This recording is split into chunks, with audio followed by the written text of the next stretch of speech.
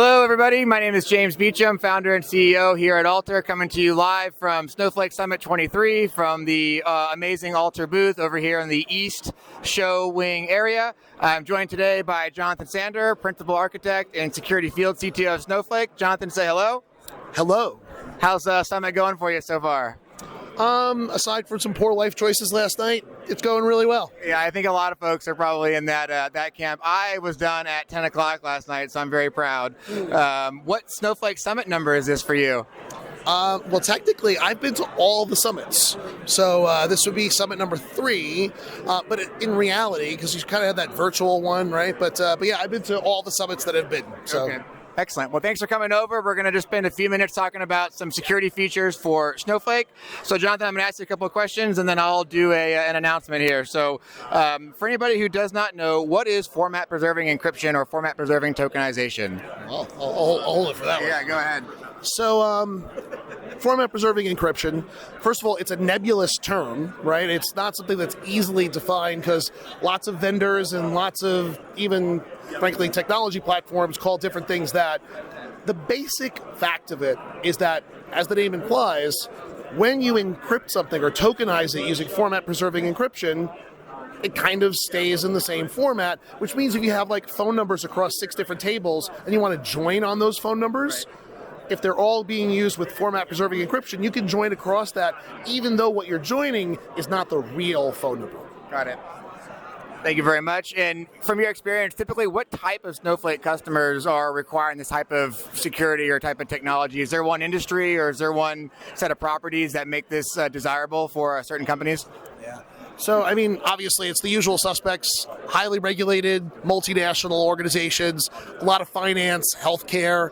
But honestly, the biggest leading indicator is people who have used this technology in systems previous to Snowflake, right? So we have some customers that are outliers from an industry standpoint, but they adopted the technology at some point, and it was probably for a compliance requirement, and they've just kept using it, and they want to apply it in Snowflake as well. Yep. I think that's a great transition for the third question, which is you've seen a lot here in your days at Snowflake. You've worked with a lot of these companies firsthand, some good stories, some nasty stories. What makes this difficult, right? If folks are trying to bring this from kind of the legacy world into Snowflake, what are the challenges that you see? I mean, anytime you're dealing with any kind of encryption and decryption, right? Physics, it's extra work, right? It's extra CPU cycles, it's more memory, it's a lot of stuff that needs to happen, right? So that just adds things that need to be optimized, at least if you want to be optimistic, but obviously can add time to anything. And specifically with the format-preserving encryption, what we've seen is that people literally have to forklift all the data out of Snowflake, send it over to where that format-preserving encryption stuff happens, and then get it all back. Right? Yep.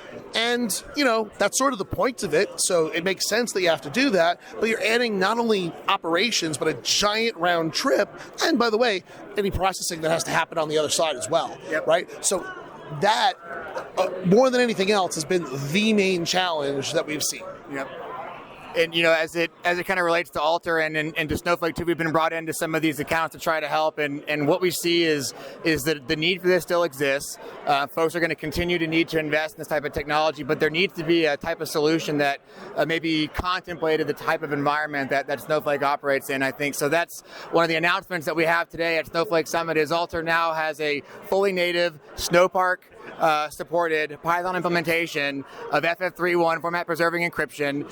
It's going to allow these companies to make the same choices that they need to make for compliance and security reasons, but do it in a way in which operates nicely for Snowflake. So no more timeouts to Lambdas, no more constant cloud services bottlenecks. All of these things are going to now flow naturally thanks to all the hard work at Snowflake by providing Snowpark in a very intense compute operation for us.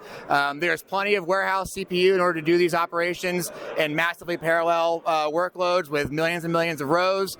So there's no concerns on latencies or timeouts anymore. We're very excited to be announcing this. If you want to learn more, please come to booth 2242 while we're here.